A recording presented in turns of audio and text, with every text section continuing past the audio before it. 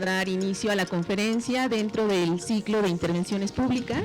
En esta ocasión toca el turno y nos da muchísimo gusto recibir al doctor Cuauhtémoc Medina, quien ha titulado su conferencia "De lo que queda a lo que aparece, la acción como intervención". Y vamos a hacer la lectura de una breve reseña del doctor Cuauhtémoc Medina. Cuauhtémoc Medina nació en la Ciudad de México el 5 de diciembre de 1965, es doctor en Historia y Teoría de Arte por la Universidad de Essex en la Gran Bretaña y licenciado en Historia por la Universidad Autónoma de México. Es investigador del Instituto de Investigaciones Estéticas de la Universidad Nacional Autónoma de México y curador asociado de arte latinoamericano en las colecciones de la Galería Tate en el Reino Unido. También es miembro de Teratoma AC, un grupo independiente de críticos, curadores y antropólogos. En el año 2002 organizó la acción Cuando la fe mueve montañas de Francis Alice, realizada en Lima. Curó la exhibición La Era de la Discrepancia, Arte y Cultura en México, 1968-1967, en colaboración con Olivier Debrois, Pilar García y Álvaro Vázquez. Esta exposición fue exhibida en el MUCA, en México, el Malva de Buenos Aires y la Pinacoteca del Estado de Sao Paulo, Brasil, en los años 2007 y 2008. Recientemente realizó la curaduría de la exposición ¿De qué otra cosa podemos hablar?, de Teresa Margolles, quien se presentó en la Exposición Internacional de Arte de la Bienal de Venecia del 5 de junio al 22 de noviembre de este año. Pues, Cuauhtémoc, muchas gracias por estar aquí, bienvenido. No, más bien, muchísimas gracias al Museo Amparo por la invitación. En realidad, estoy muy ilusionado de hablar aquí. No traigo un texto redondo, tengo que admitir eso de entrada. Tengo una serie de notas, de retazos, de asuntos. Algunas cosas creo que las voy a tener que también improvisar. Otras cosas voy a leer y otras cosas no las voy a explicar. Y espero que lo que podamos hacer es, porque tengo más material probablemente del que voy a poder leer, que eventualmente podamos discutir algunas cosas. Y efectivamente este texto, esta charla se llama De lo que queda, lo que aparece, la acción como intervención. Y como van a ver es el intento de reflexionar sobre algunas de las cuestiones que rondaron el proyecto de Teresa Margolles en la Bienal de Venecia. 1. Desde dos orillas del Mediterráneo. 20 de diciembre de 2008, 7:13 horas, Cuauhtémoc Medina escribió: Querida Tere, te escribo desde Beirut, saliendo rumbo a París en un largo viaje en que estaré de un lado a otro hasta el 10 de enero. Quería averiguar dónde estás, pues finalmente, hace 2 días, los de la Secretaría de Relaciones Exteriores sacaron la convocatoria cerrada para el pabellón de Venecia. El tiempo es cortísimo y sí, quisiera que avanzáramos la propuesta los dos. Creo que la idea del parque podría ser un punto de partida, pero precisamente porque es Venecia hay que plantearnos si sería suficiente. En efecto, quiero que esperemos la idea, pues quieren un proyecto con todo y presupuestos para enero 20. ¿Te interesa planteárnoslo? Hay donde... Perdón, algo está pasando aquí con el proyector. Hay donde hablarte, un beso. No tengo proyector. ¿Qué podrá hacer? En fin, les voy a leer, porque la primera parte creo que no necesita respaldo de imágenes. El 20 de diciembre 2008, mismo día, a la 1:20 p.m., Teresa Margolles escribió: Cuauhtémoc, gusto saber de ti y que aún sigo en tus planes. Te comento que otro curador me contactó para incluirme junto con otros artistas para su propuesta de Venecia. La galería le envió información de las piezas específicas que me solicitaron. Entiendo que tu apuesta es solo por mí. Bien. Dime qué hacemos, qué necesitas, cómo empezamos. A mí me interesa hablar sobre lo que está pasando en Sinaloa. 1,120 muertos este año y aún no termina diciembre. Cada mes supera el anterior. 1,120 personas, en su mayoría jóvenes, que ya no existen y que aunque suene cursi, no estarán en Navidad junto a sus familias, sillas vacías, solo la memoria que en estos casos se transforma en venganza. Vengar al hermano, al primo, al amigo o al hijo. También estoy trabajando con el sentido de la sangre. ¿Quién limpia la sangre de las calles, de los cientos de ajustes de cuentas, de los cuerpos acribillados? Ese fue el último trabajo que he realizado en Krems, Austria, telas impregnadas de sangre, pero ya no dentro del CEMEFO, del Servicio Médico Forense, durante el proceso de la autopsia, sino la sangre tomada directamente del suelo, donde una vez levantado el cadáver queda como una huella, el último resquicio. Ya no necesito ir a la morgue, porque los cuerpos están tirados en las calles. Ahora estoy en Madrid y estaré hasta el 17 de enero, así que lo que necesites te lo hago llegar, maquetas, dibujos, usted pida. Mi teléfono es 0034-915-0060 o celular 0034-6652-355939. Estaré esperando tu llamada. Un gran abrazo, Tere. 2. Fragmentos de un diálogo simbólico e impublicable. El martes 14 de octubre de 2008, un funcionario del Instituto Nacional de Bellas Artes me ha citado a un café para conversar informalmente acerca de la intención del aparato cultural mexicano de hacer un pabellón en la Bienal de Venecia para dar finalmente continuidad al que en 2007 Rafael Lozano Hemer había mostrado más que lustrosamente. En aquella conversación me había tomado la libertad de opinar que si bien sostenía que era importante participar en Venecia, pues el cierre de un pabellón era una irresponsabilidad pública, equivalente a abrir y cerrar un museo, la idea de realizarlo era ya extemporánea y además era necesario que la designación del pabellón ocurriera mediante un procedimiento suficientemente profesional y abierto. Mi argumento había sido, palabras más o menos, que dadas las condiciones de las relaciones entre el circuito artístico, la opinión pública y la institución cultural, no había espacio para designar al artista y curador por dedazo, sino que era conveniente tener un concurso, por apurado que fuera, para que profesionales de la gestión cultural escogieran los representantes ante la Bienal. Entre otras cosas, le argumenté que como había tan poco tiempo para trabajar, era mejor compulsar varias propuestas, porque siempre es posible que hasta el mejor artista pudiera no estar en el momento para definir un proyecto de buenas a primeras. Como todos sabemos, todo mundo tiene un mal lunes. Entonces, muy informalmente, mi interlocutor me preguntó que si fuera el caso que hubiera una convocatoria así, donde la decisión sobre el pabellón fuera tomada, por ejemplo, por curadores y directores de museos, ¿consideraría yo presentarme al concurso? Sin pensarlo mucho, dije que sí, y adelanté que propondría un proyecto individual con Teresa Margolles. Me parece una idea muy interesante, dijo el funcionario.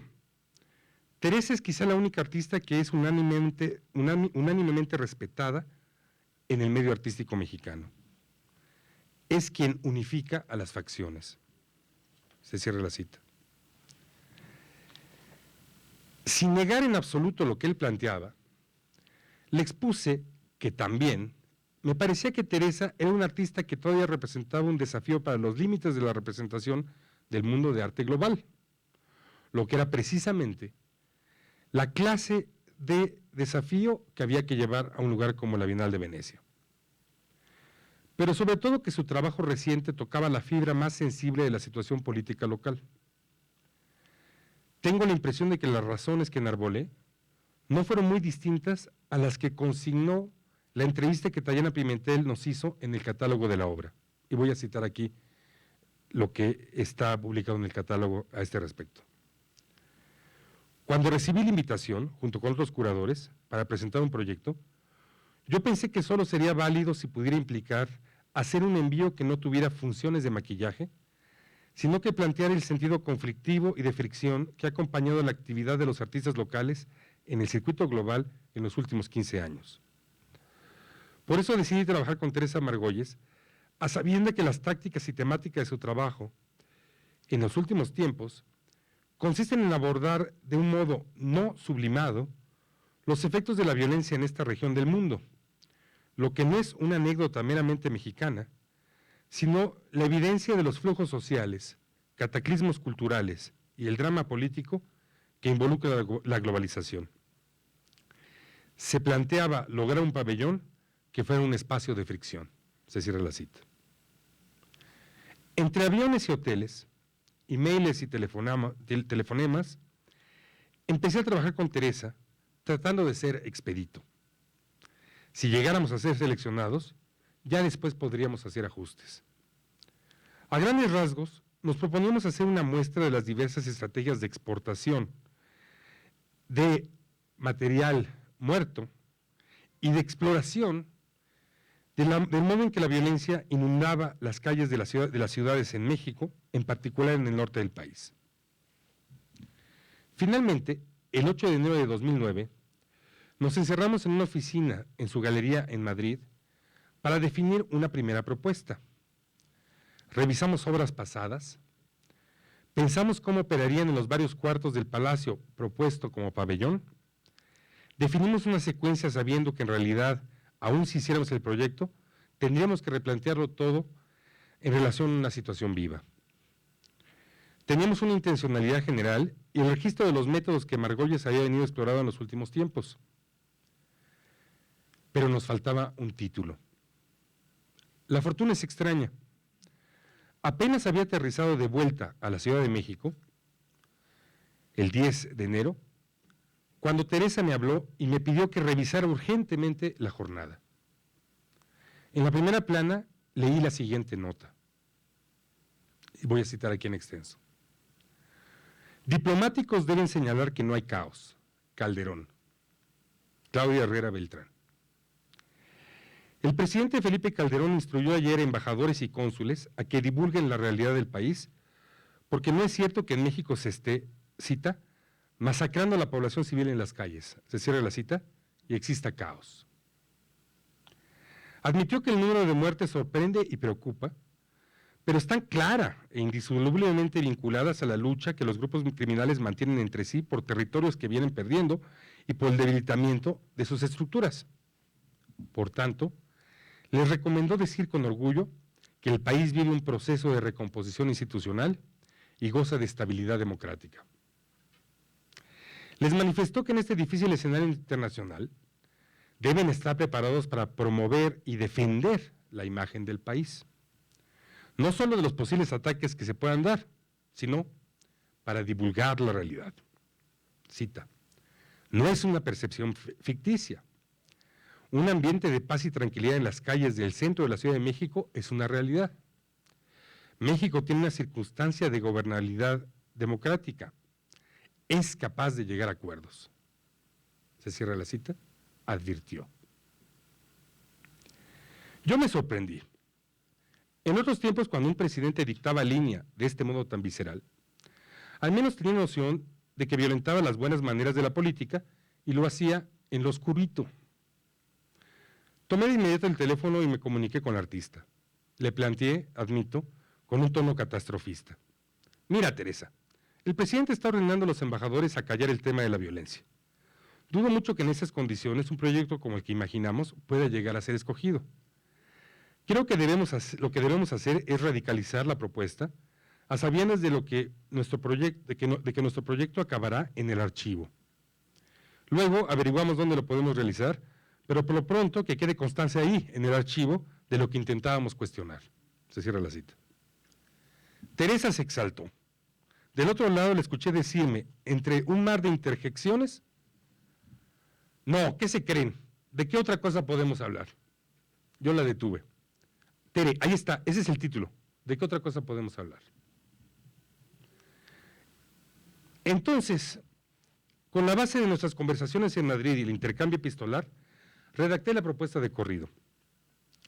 El porqué de acudir a Venecia se me hizo clarísimo. No solo se trataba de hacer registrar la repulsa que nos producía atestiguar el modo en que México se había convertido en el tubo de ensayo de la biopolítica de la hipocresía y miseria, de las batallas por las llamadas sustancias ilegales y la lucha entre las diversas organizaciones mafiosas y las operaciones no siempre respetuosas de la legalidad de las fuerzas del gobierno por definir quién se quedaría con el monopolio de la violencia, fuera legítimo o no. Teníamos ahora añadido el hecho de que lo que estaría en disputa en relación a la Bienal de Venecia era otro monopolio. El supuesto del Ejecutivo, que entre sus facultades está definir la imagen de México. Lo que pasaba implícitamente por suponer que incluso la cultura debía ajustarse a su fetichismo promocional. Pasaron un par de semanas particularmente convulsas. Como a veces suele suceder, mi optimismo fue más atinado que mi temor. El mecanismo profesional de jurado optó entre los proyectos a partir de su solo juicio, y la incomodidad con que la decisión fue recibida por algunas de las organizaciones y funcionarios involucrados en la convocatoria, pudo poner en serios aprietos el financiamiento del proyecto, pero encontró una traba inamovible en la decisión autónoma del jurado. El 6 de febrero escribí el siguiente email. Queridísima Tere, luego de un proceso por demás agitado, con terrores oficiales y empresariales, y un juego no del todo limpio de uno de los candidatos, hoy dieron a conocer que el jurado optó por nuestro proyecto para ir a Venecia. Yo estoy en Boston en la inauguración de Melanie Smith, muy contento de las implicaciones que esto tiene para el actuar con libertad en la cultura de este país pobre y ensangrentado. Te mando un abrazo, sabiendo que viene mucho trabajo, pero ya sorteamos la fase dificilísima de la tentación de silenciarnos. Beso, Cuauhtémoc. Casi de inmediato, como si hubiera estado sentada frente a la computadora todo el tiempo, Teresa respondió: Cuauhtémoc, muy bien, seguimos en el juego. Un juego difícil con una mochila muy pesada en las espaldas. Transcribiendo estas notas me quedo pensando en la frase de Tere.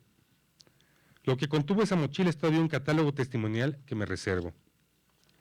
Sin embargo, debo apuntar dos hechos que creo suficientemente importantes.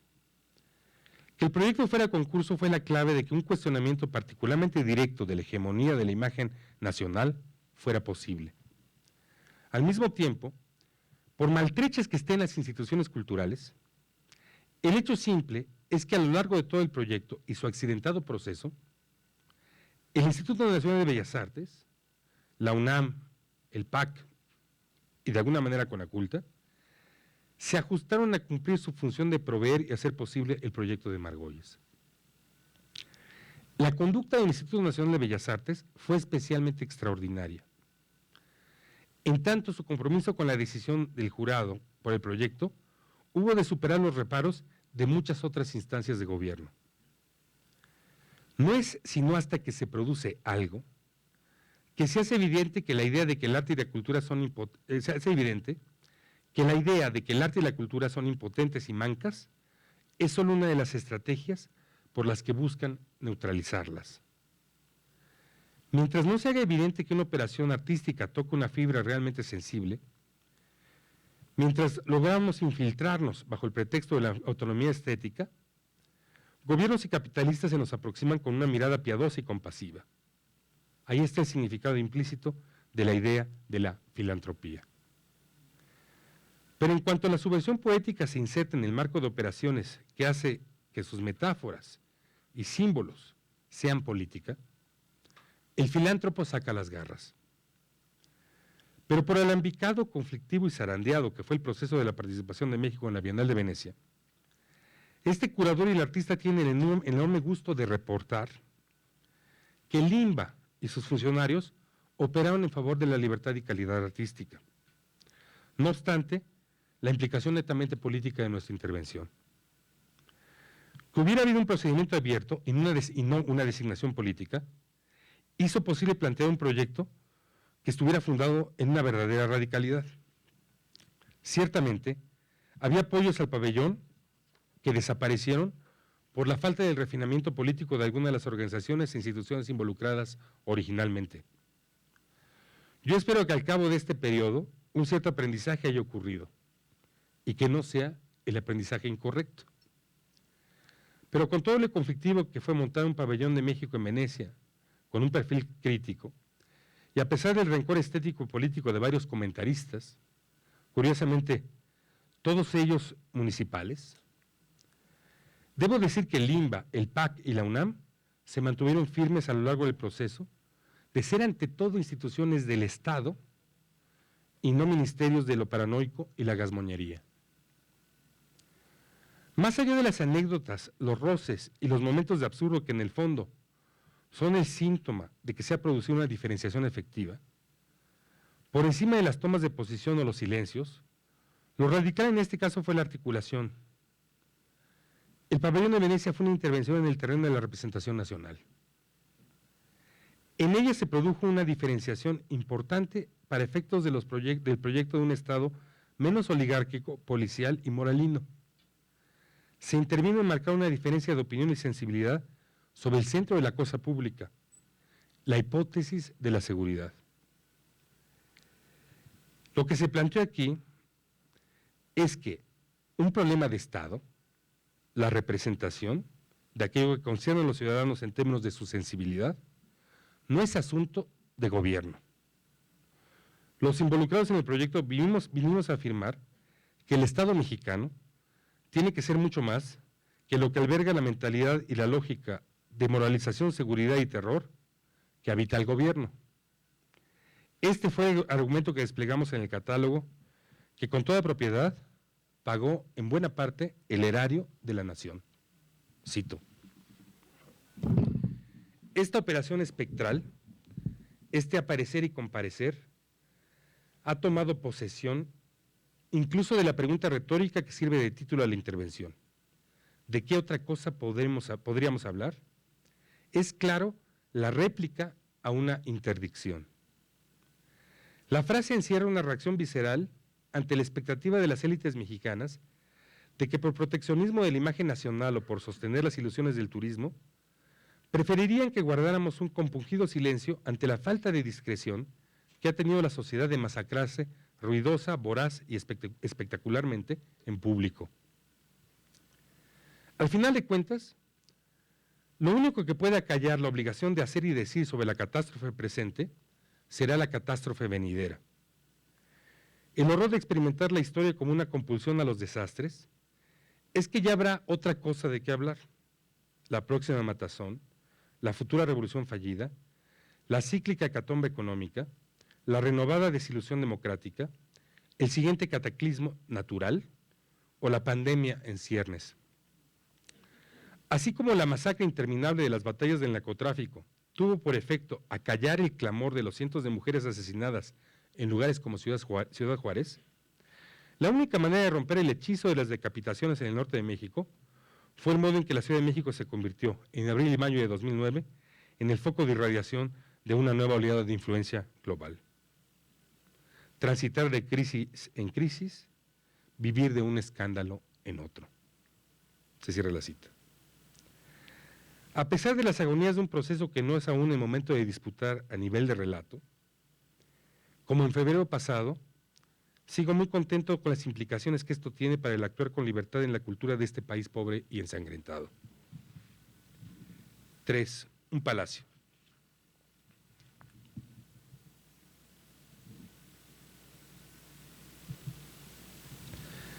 Cuando fuimos invitados a participar en el Pabellón de México en Venecia, el artista y el curador nos encontramos con un hecho consumado.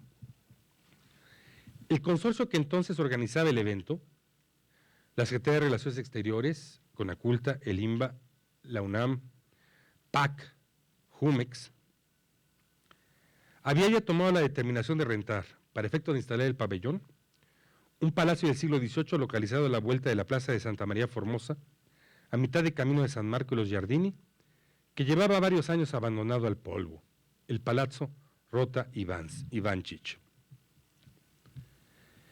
Me costaría un enorme trabajo describir la dificultad de operar en un espacio de esta naturaleza.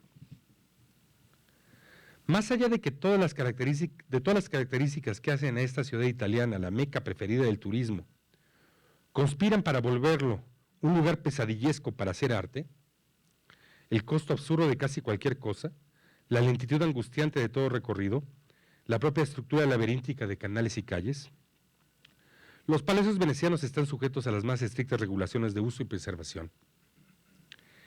El equivalente de la experiencia sería pretender hacer una exposición dentro de Teotihuacán. En un lugar donde poner un clavo en la pared para colgar un cuadro, donde cada instalación eléctrico-física representa un trámite burocrático interminable, exhibir obra supone crear una superestructura que permita montar cuadros, esculturas, luces o cédulas sin tocar el edificio. De hecho, hay motivos para esa conservación. El Palacio Rota Ivanchich tiene, entre otras cosas, un par de techos pintados manieristas que son únicos en el contexto veneciano y varias estancias que conservan características únicas de la arquitectura veneciana renacentista. Combinar esas construcciones con el desafío de trabajar ahí con el presupuesto limitado, luego recortado, tanto por la tensión en torno a los recursos económicos, como por la insidiosa opinión derechista de los medios, que en lugar de reflexionar sobre los efectos estéticos y políticos de las obras, se dedican a calumniar al aparato cultural de corrupto y dispendioso, es redobladamente difícil. Fue en gran medida la imposibilidad práctica de trabajar en el Palacio Rota Ivančić como si fuera un espacio de exhibición, lo que obligó al artista a transformar su proyecto original de una exposición en una intervención simbólica y material del edificio manierista que incorporó la tarea de establecer un relato sobre la violencia en México a fin de exportarlo a Venecia. La solución que Margolles encontró se resume en concebir el proyecto entero como una progresión de acciones. Más que obras autónomas expuestas, asumió la tarea de intervenir en el edificio con todo y su suciedad de años, ahí se me saltó, su suciedad de años, para plantear un cortocircuito entre acciones y evidencias.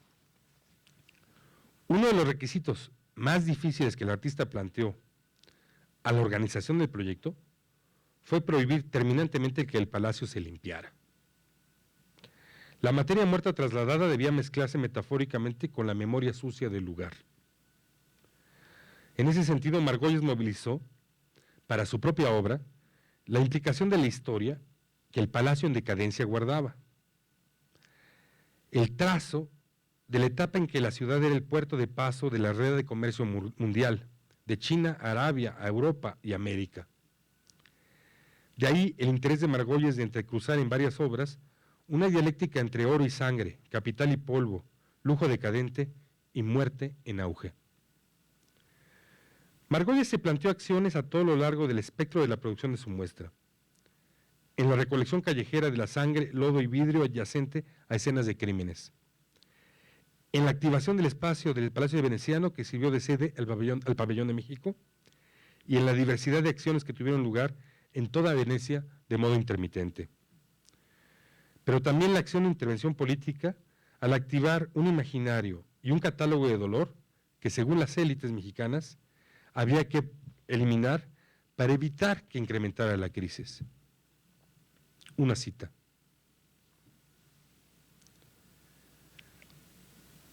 Actuar en su sentido más general, escribe Hannah Arendt en La condición humana, significa tomar una iniciativa, comenzar, como indica la palabra griega archain, comenzar, conducir y finalmente gobernar.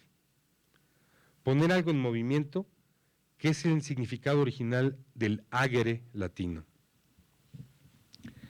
Que los actos posean tan enorme capacidad de permanencia, superior a la de cualquier otro producto hecho por el hombre, podría ser materia de orgullo si fuéramos capaces de soportar su peso, el peso de su carácter irreversible y no pronosticable. Los hombres siempre han sabido que esto es imposible.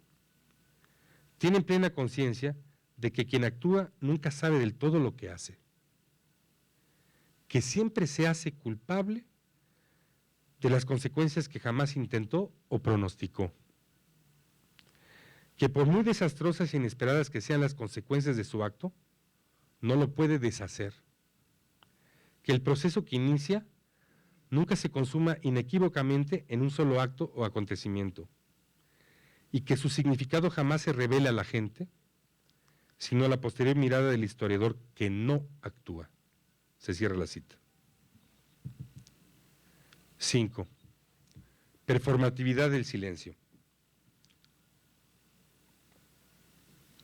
El modo en que el pabellón de Venecia consistía fundamentalmente en intervenciones a partir de acciones artísticas, también se impuso en la forma de reglas sobre el personal del pabellón, el curador y la artista misma. A lo largo de 6 meses, imperó la más eficiente disciplina y silencio de parte del equipo, con el respeto a la memoria del palacio en términos de su estado de decadencia y suciedad. Un doble respeto a la materia ahí contenida y al escenario que debía hablar a través de esa materia.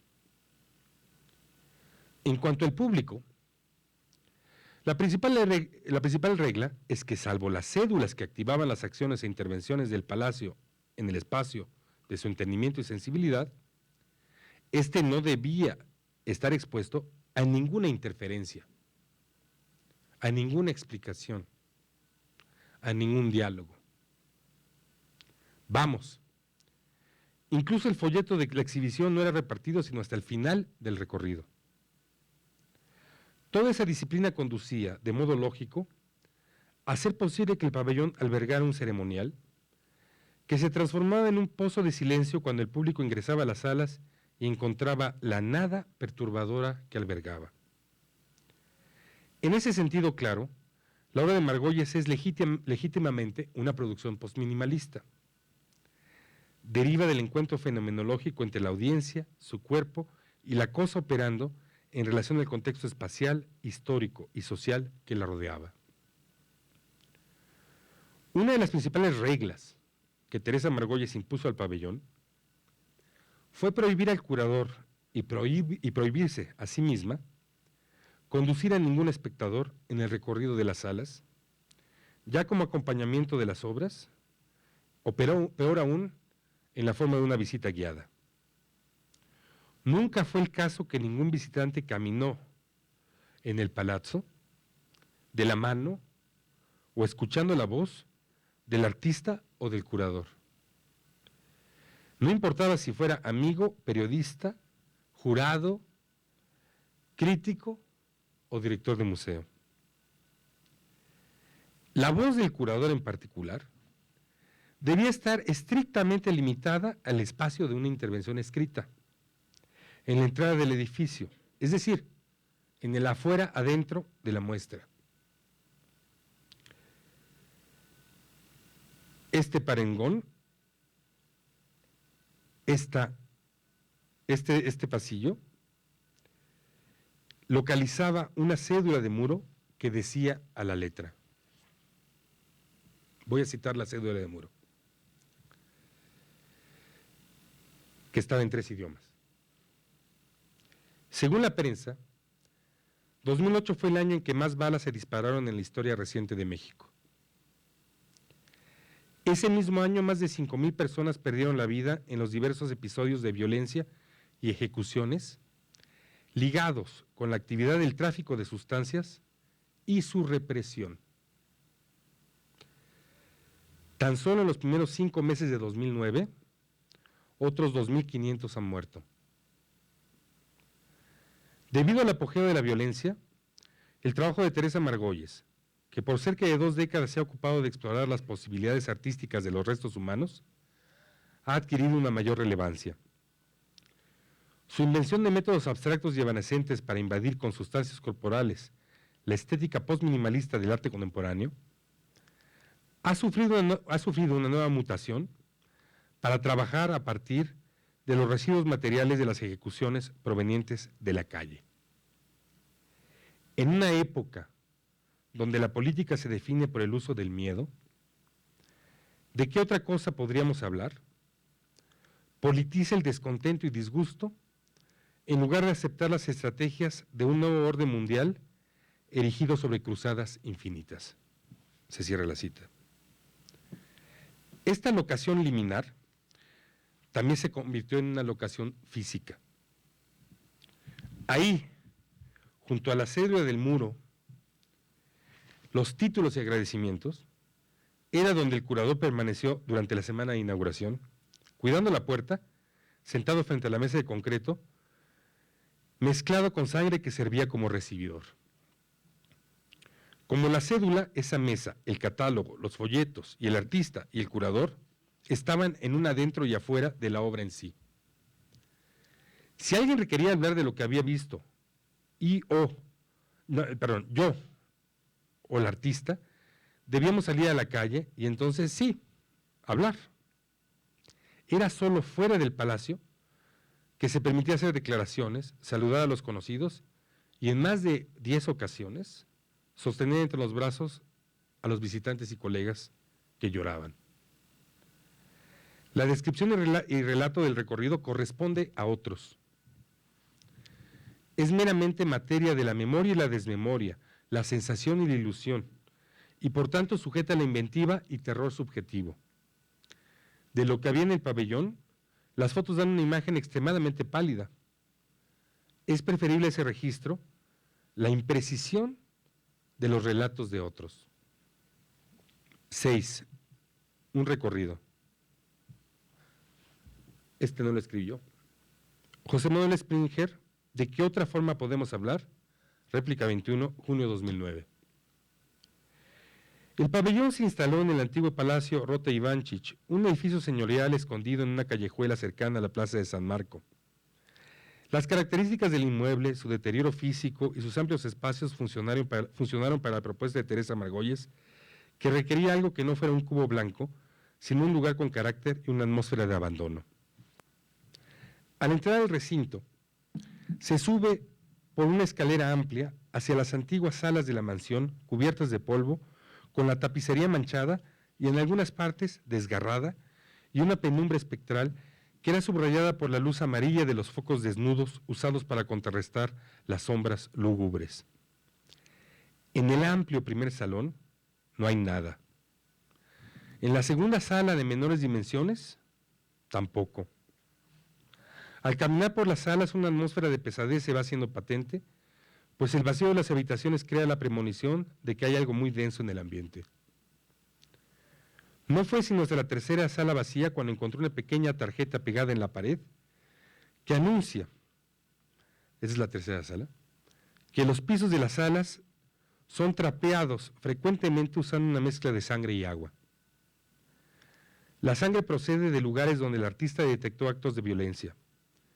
Balaceras y asesinatos ocurridos en calles polvorientas o avenidas sobre las que quedaron tendidos los cuerpos acribillados de miembros de los carteles de la droga en los estados norteños de Sinaloa y Baja California, donde se concentran los principales carteles de la droga en México.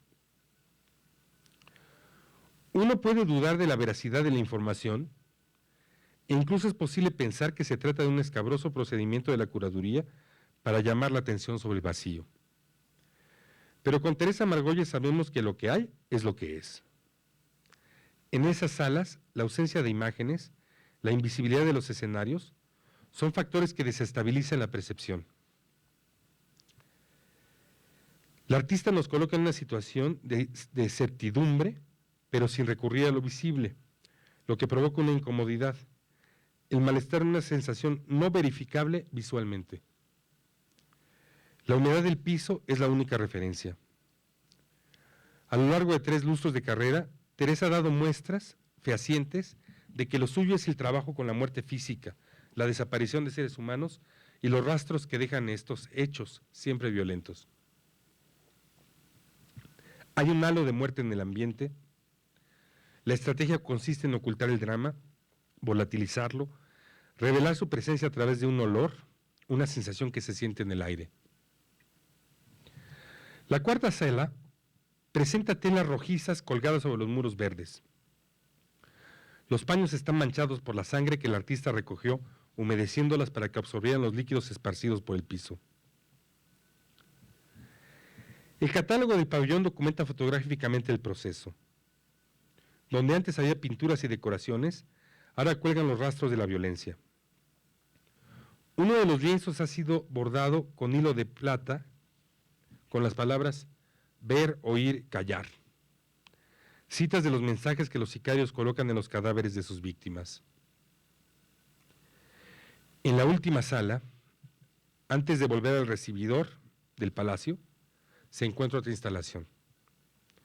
Está hecha con mantas cubiertas de barro café, mojadas con agua, que cuelgan del techo escurriendo una mezcla de líquidos y sólidos recuperados de los sitios criminales, a un canal colocado debajo que recoge una mezcla espesa de líquidos. La tarjeta de la sala da noticia de la procedencia de las telas y sus contenidos. Al salir del pabellón, uno siente una pesadez en el estómago ocasionada por la presencia viva de los muertos.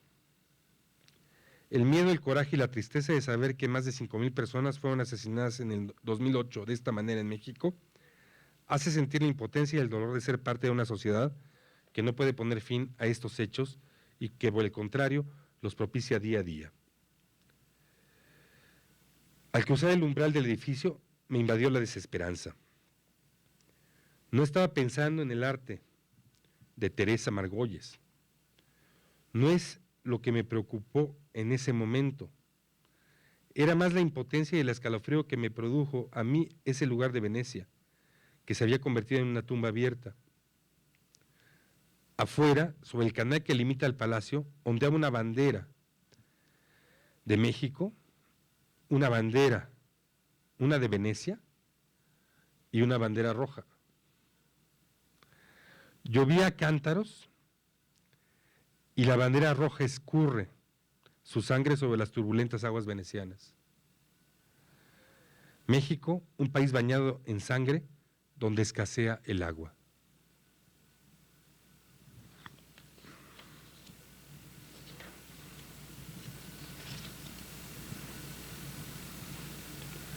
Exportación fantasmal.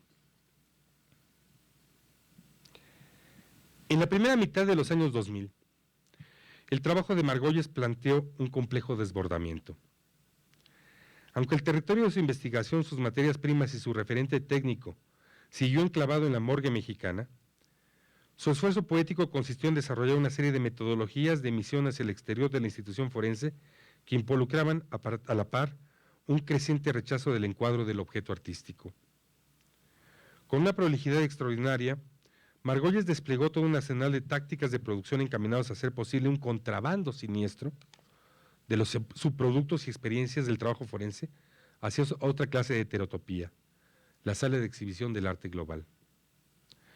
Margolles emprendió toda clase de intervenciones de los espacios y superficies de exhibición o la impregnación de obras de sitio específico en el territorio urbano por medio de agua utilizada en los ritos lavatorios de la morgue, la grasa proveniente del procesamiento técnico de cadáveres e incluso fragmentos de cuerpo, a fin de espectralizar el espacio de exhibición. Salvo algunas excepciones clave, Margolles exportaba más que el cadáver, los desechos de su espacio de trabajo.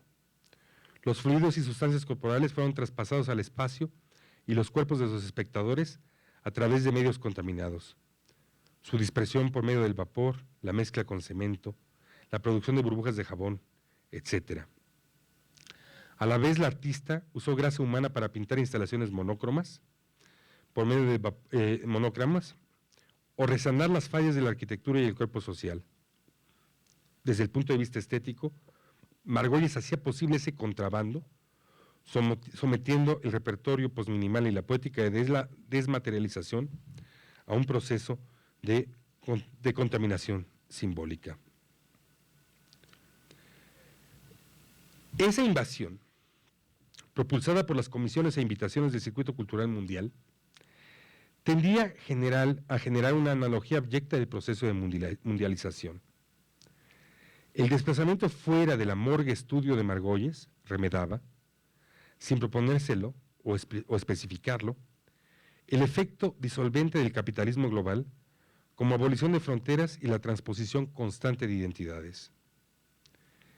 En efecto, desde operaciones que exploraban frecuentemente un vacío legal, Margolles emulaba una desregulación del intercambio entre los muertos y todo aquello que destinamos a ser expuesto.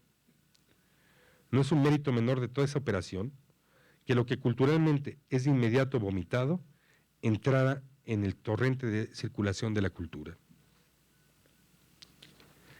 En sincronía con la exacerbación de la violencia de la región norte de México, el trabajo de Margolles, ya enquistado, aunque no sin tensiones, en los circuitos del arte global, apareció atravesado por un nuevo dispositivo heterotópico. Cada una de las obras recientes de Margolles constata la redundancia de la morgue como reservorio de lo cadavérico. La violencia generalizada tapiza el espacio público, el lenguaje mediático y la sensibilidad urbana de evidencias y restos de una extendida economía de lo abyecto. Lógica consecuencia de esta pérdida del monopolio del depósito de cadáveres, Margolles abandonó su atelier de la morgue para investigar la forma en que la globalización baja del narcotráfico, la máquina que articula la solidaridad denegada entre placer consumista y soberanía sacrificial, impregna de muerte lo público. La artista ha redirigido su investigación hacia el exterior para explorar los espacios físicos y simbólicos de lo que Sergio González Rodríguez ha bautizado como la arquitectura abyecta. Y cito aquí a González Rodríguez. Una construcción ominosa, suerte del ramal del drenaje profundo que, en lo simbólico, amenaza a toda la sociedad y quiere instalarse en la permanencia más anestética con su mandato inaceptable. No te metas en lo que no te corresponde.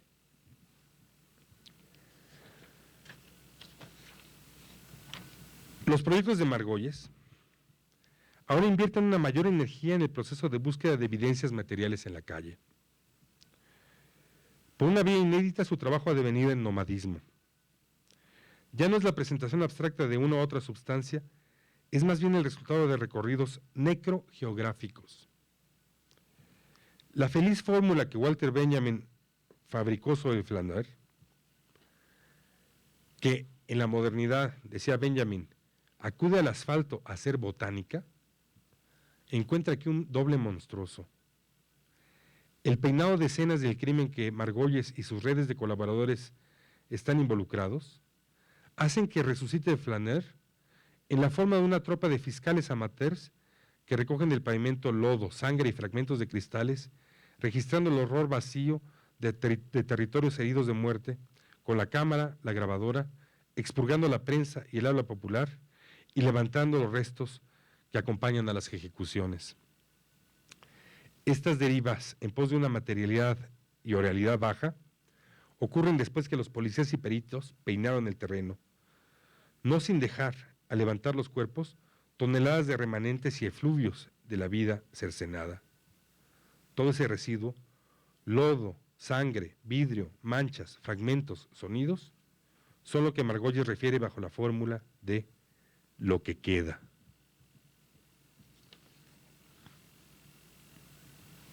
Siete, debates internos. Aquí les muestro la imagen de algún momento de recolección en Ciudad Juárez, en las telas que recogen lodo en una zona donde hubo una ejecución. Debates internos. Quien crea que la relación entre artistas y curadores es de complicidad simple, no es ni artista ni curador. La chispa que deriva de una colaboración está en el conflicto continuo, el choque de agendas, conceptos y fragmentaciones mutuas. No voy a describir el modo en que el proyecto de Venecia representó una conflictividad social, traducida en conflictividad institucional, trasladada a conflictividad entre curador y artista. Es precisamente el operar de esa conflictividad lo que unía a los participantes. Nosotros no quisimos borrar esas comisuras. Hay un valor en los momentos de desacuerdo.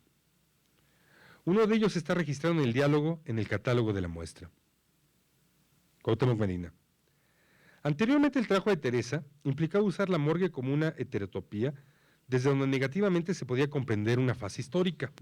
Lo que ha sucedido en los últimos años con el trabajo de Margolles va al encuentro de dos ámbitos públicos, la calle, la información y discursos de la prensa, implica que el espacio de violencia se ha expandido a lo que Sergio González Rodríguez en su libro El hombre sin cabeza llama la arquitectura de la abyección, que es la sociedad entera.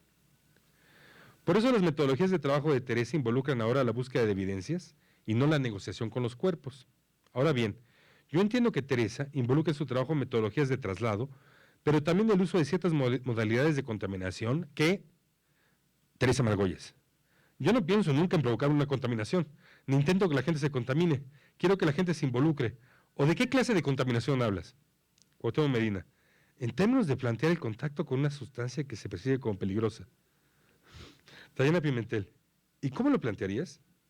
Teresa Margolles. La idea partió de la pregunta, ¿quién limpia las calles de la sangre que deja una persona asesinada?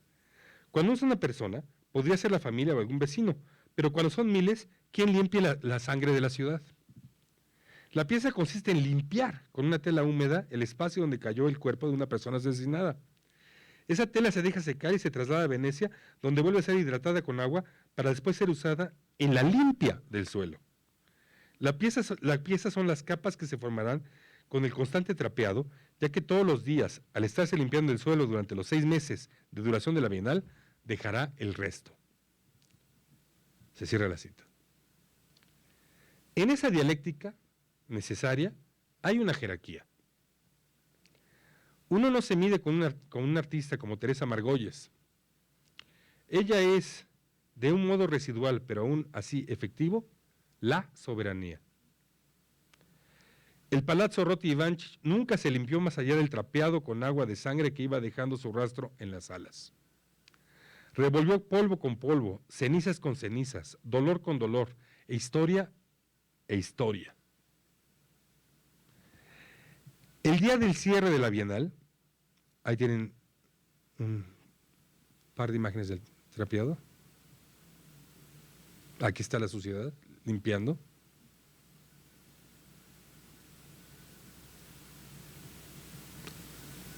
Y déjenme, aquí tengo un pequeño... El día del cierre de la Bienal,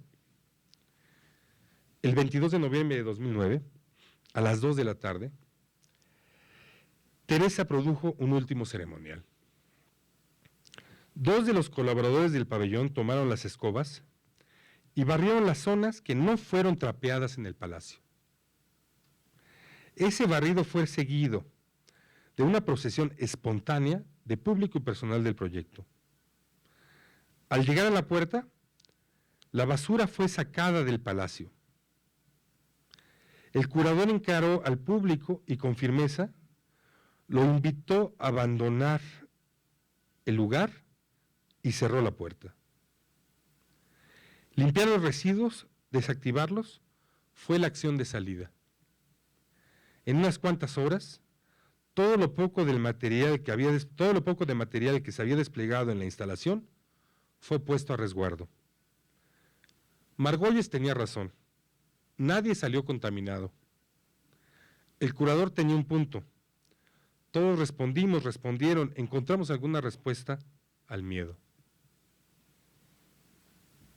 Esta es una acción que no menciono, pero que es también el final del pabellón, que es el arriamiento de la bandera de sangre afuera del balcón.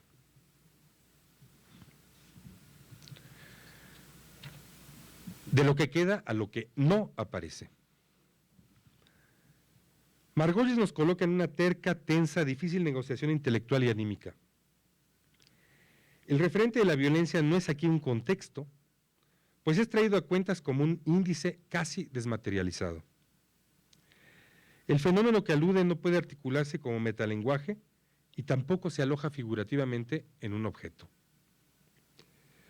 Su traslado deriva de una serie de instancias donde hay un cortocircuito entre suciedad y oro, decadencia, palaciega y barro suburbano. Aquí hay una maquinaria, pero no se ve bien a bien cuál es su producción. Si acaso conviene decir, de lo que queda, el mecanismo arroja un aparece. Solo mediante el desenvolvimiento inmanente de los dispositivos es que un artista contemporáneo establece su campo de práctica. Bien vista, la fricción que la obra de arte contemporáneo establece entre los fragmentos y episodios de lo social, que absorbe e incorpora, negocia un rol que es todo menos representación, pues las operaciones estéticas pierden su carácter inerte e ideal de no cosas, y el registro de ellas, que ellas dan de la realidad, nunca se estabiliza como un dato de la conciencia. En medio de la confusión entre la crítica y afirmación, este no producir y no consumir no tiene nada que enseñar. Su designio es perturbar epistemologías y prácticas.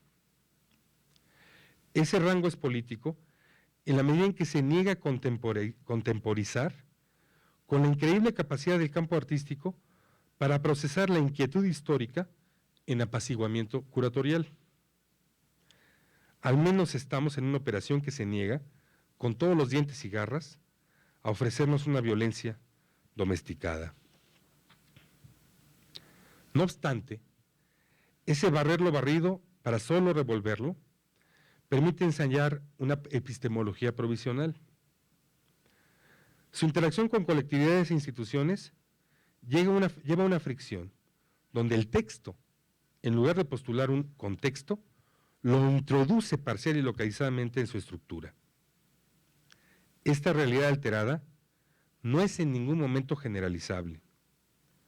Como todo barrer, empieza para volver a empezar. Recoge y dispersa, pero no sedimenta nada. Entremezcla saberes sociales, los absorbe, los difumina y los vuelve de nuevo al polvo.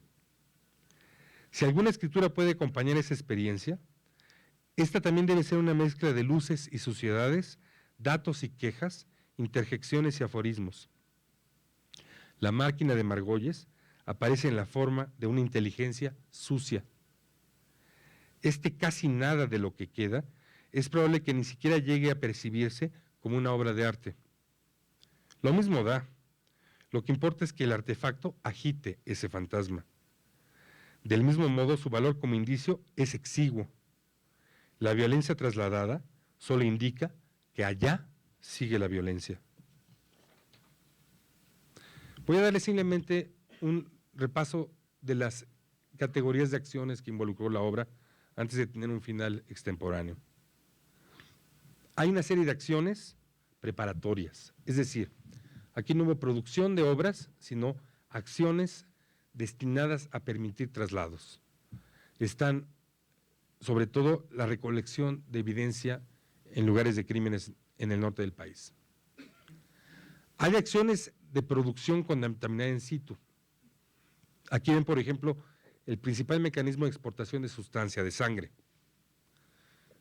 Lo que no tengo imágenes, por razones obvias, es el traslado de las mantas de sangre y de barro, que no se realizó por medios de exportación de arte.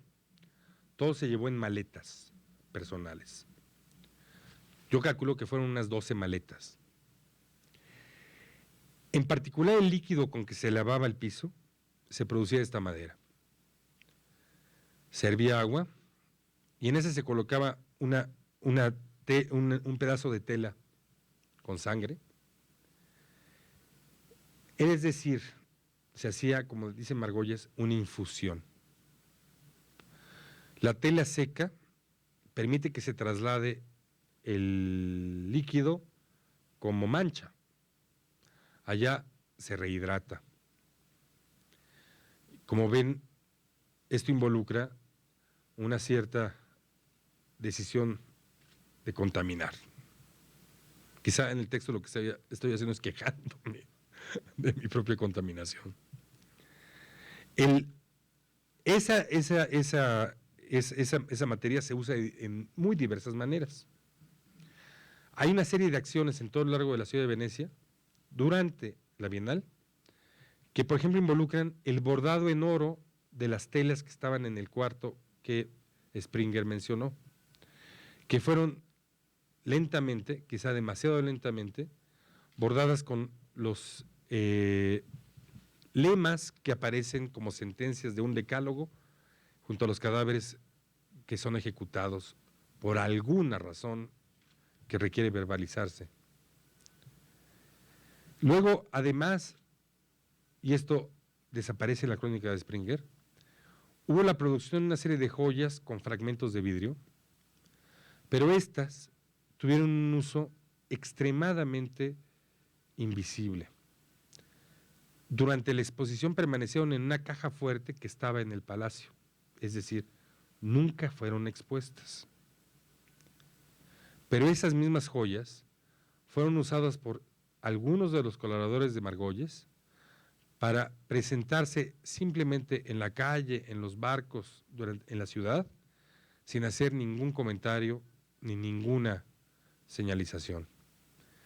Estas joyas fueron encargadas a un joyero en Culiacán, al que se le pidió simplemente producir el tipo de joya que le es demandado por un cierto tipo de cliente.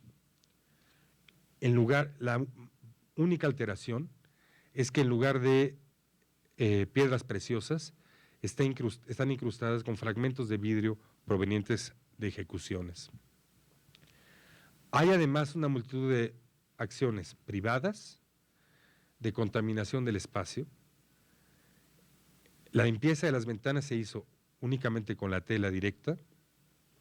Hubo intervenciones totalmente no señaladas de fragmentos en las secciones que por motivos de la tubería municipal se requirieron abrir y sellar con cemento. Está la principal acción, que como ustedes ya saben, fue el lavado de una parte importante del pabellón con agua con una cierta proporción de esta sangre y el lodo que producía la máquina al final del trayecto. La acción, tal como la describió Margolles y la instruyó, era llevada a cabo de espaldas, lentamente, en todo el cuarto. En las primeras semanas, los voluntarios fueron precisamente los colaboradores de Teresa en el norte del país, que han perdido amigos, familiares o gente cercana. Después, el propio personal del pabellón, algunos de ellos mexicanos, llevaba a cabo una lavada de piso diario a las 4 de la tarde. Esta estaba señalada de un modo muy discreto y empezó a ser frecuente que esa fuera la hora en que la mayor cantidad del público se aproximaba al pabellón. El número de visitantes total del pabellón fue de casi 20,000 personas, es decir, 19,960. Después, el resto del tiempo, la acción únicamente quedaba consignada por la humedad mientras duraba, la presencia de la cubeta y el mechudo y la cédula que ustedes vieron. Hubo también una acción muy importante porque plantea una relación estructural que ocurrió antes de la Bienal, que fue que Teresa Margolles ingresó a los jardines de Venecia, donde están los pabellones históricos permanentes de un cierto número de países, y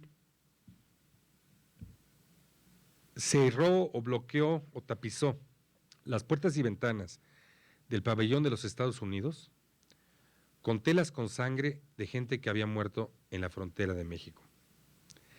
Esta pieza luego se procuró darle la mayor difusión posible al hacer que fuera el póster del folleto de la exhibición que espero que todos ustedes tengan en la mano, si no hice un cálculo equivocado. Nunca se exhibió la fotografía en el pabellón. Hay una relación muy curiosa que, si a ustedes les parece importante, podríamos hablar luego, entre acciones que son públicas, acciones que son casi ceremoniales, acciones que nada más se documentan y presentan por vía impresa y acciones que no han tenido ninguna comunicación. Luego, hay una acción muy importante que fue hecha para la apertura de la Bienal, que como ustedes saben es un evento enormísimo, concurridísimo y enormemente jolgorioso, en que Teresa Margolles preparó unas tarjetas para picar o cortar cocaína, que básicamente son unos plásticos en la forma usual de una tarjeta de crédito, que en uno de los lados tienen la foto de un ejecutado y quemado por estas batallas por el control de los circuitos comerciales de las llamadas sustancias prohibidas. Esa tarjeta fue distribuida en un número de 10,000 ejemplares en las fiestas, inauguraciones y la calle de la Bienal de Venecia. Es decir, se buscó que inundaran el espacio de celebración, el espacio social de la Bienal, en el implícito de hacer operar lo que la pieza intenta, es decir, hacer participar al usuario en el momento de su consumo del espectro de su placer en un contexto particularmente activo en esta clase de entretenimiento que es el mundo del arte. Aquí hay una evidencia de nuestra obtención del material. Este es el líquido que se usaba para trapear. No se usaba en la proporción de concentración que están viendo aquí. Este es el preparado de base que luego se disolvía en una proporción indicada a lo largo de cada día, que presentes usaban en este trapeado. Y, sin embargo, la pieza fundamental era únicamente el trapeado. Voy a cerrar el texto con algo que es mucho más reciente. Ventanal. Martes 1 de diciembre de 2009. El día de hoy, aproximadamente a las 11:15 de la mañana, una camioneta Isuzu Rodeo color verde con placas LZU 1330 se detuvo frente a una sucursal de las cafeterías Starbucks en la esquina de Pilares y Pestalozzi en la colonia del Valle de la Ciudad de México. Dos hombres vestidos de traje ingresaron al establecimiento y en medio del olor a expreso y latte, desenfundaron una ametralladora y ejecutaron con por lo menos 15 disparos a un hombre de 30 años, lesionando gravemente a su acompañante en el brazo y el hombro y de paso hiriendo a una cliente en la pierna. En medio del terror de los habituales, los sicarios montaron en su vehículo, que abandonaron unas cuantas cuadras de distancia para impedir ser rastreados. Todo esto, yo sé, se ha convertido en una rutina. Con mayor o menor prestancia técnica, cada día ocurren entre 10 o 20 eventos como este en la República. Hay dos circunstancias, empero, por las que me interesa traer a colación este relato. Por un lado, la víctima resultó ser un verdadero paradigma cuya trayectoria sería novelesca, de no involucrar la estela de violencia y sufrimiento que dejó tras de sí. El hombre que quedó, según se aprecia en las fotografías que se filtraron a la prensa, déjenme decirles de una manera un poco restringida a los aficionados, que esta foto, por cierto, es el primer ready-made de un Jeff Wall que yo he visto en la prensa mexicana. Es absolutamente extraordinario. En fin, el hombre que quedó, según se aprecia en las fotografías que se filtraron a la prensa, desangrándose boca abajo entre las mesas y sillones del café, Edgar Enrique Vallardo del Vilar, era un antiguo mando de la Policía Federal Preventiva, ex subprocurador de Tlaxcala, que en octubre del año 2008 fue detenido por la PGR, acusado de estar implicado en la protección y operación de Ismael El Mayo Zambada, lugarteniente de Joaquín El Chapo Guzmán. Al parecer, Vallardo no solo obtenía sumas muy jugosas por alertar a los narcotraficantes de las acciones que planeaba la policía en su contra, sino que en el año 2005 pudo tener parte en liberar a su primo, Mario Alberto Vallardo, el jefe de un grupo particularmente sádico de secuestradores. Que unos cuantos después de su arresto, Enrique Vallardo pudiera entrar con su propio pie a un Starbucks en una colonia pequeña burguesa mexicana, se debía a que tras su captura se convirtió en uno de los principales testigos protegidos del aparato antidrogas mexicano, bajo la clave de El Tigre. Al momento de su captura, trascendió que ya había venido operando como informante de la DEA, lo que, sumado a su disposición de colaborar en la captura de los capos de la droga, entregó a su propio ex jefe, El Mayo Zambada, hizo que fuera eximido de cualquier proceso judicial. Pero como es evidente, este triple agente acabó por sucumbir al laberinto de traiciones en que se movía. Su ejecución dependió casi con seguridad de que otro policía infiltrado, con 3, 4, 7 o 27 identidades, lo vendiera a algunos sicarios. Pero más allá de que este policía corrupto, agente de una agencia norteamericana, infiltrado y colaborador de mafiosos, sea un caso particularmente interesante del espacio fantasmal que ha producido la llamada guerra del narcotráfico, que define la política estatal mexicana, hay un motivo por el que el destino de Enrique Bayardo me resulta especialmente sensible. Sucede que el Starbucks de referencia, aquí me pasó algo, el Starbucks de referencia en la colonia del Valle del DF está localizado en contraesquina de mi edificio. Mi departamento mira directamente a la escena del crimen. Hace unos cuantos días, cuando escribí estas notas, me tocó atestiguar la escenificación del proceso incesante de necropolítica que la obra de Margolles en Venecia resaltaba. Como proclamaban en un altavoz los vocingleros de los diarios amarillistas que se apostaron en la esquina del parque que tengo frente a la casa, aquí estaba, cito, la balacera sangrienta ocurrida esta mañana en su colonia. Se cierra la cita.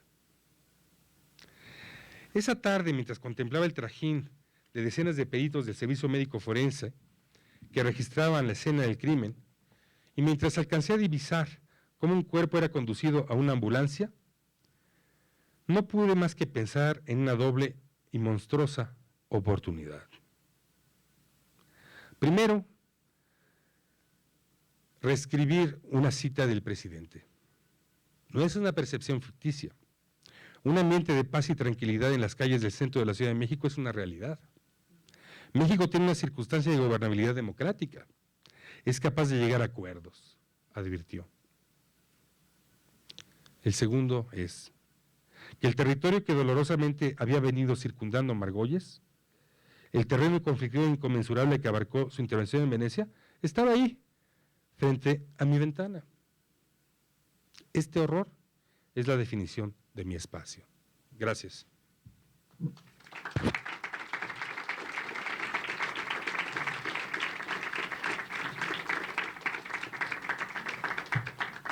Ana, de veras, gracias. Me alargué mucho. Pido disculpas por esto. No sé si ustedes tengan alguna pregunta o quieren entablar alguna discusión.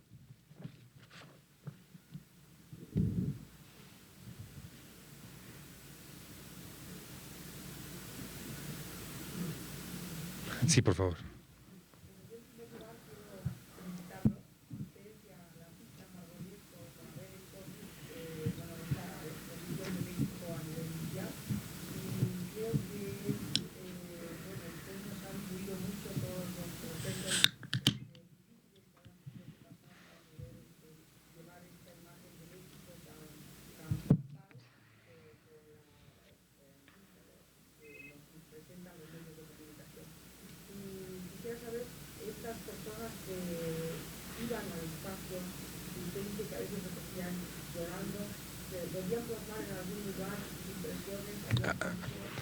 Hay un cuaderno, bitácora, como sucede en muchas exposiciones.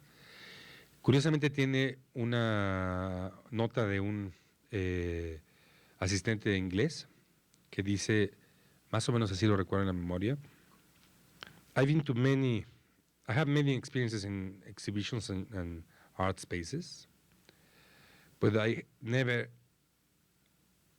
cried.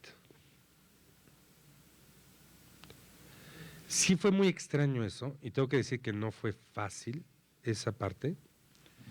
Una de las custodias que renunció al cabo de 2 o 3 días porque tenía pesadillas.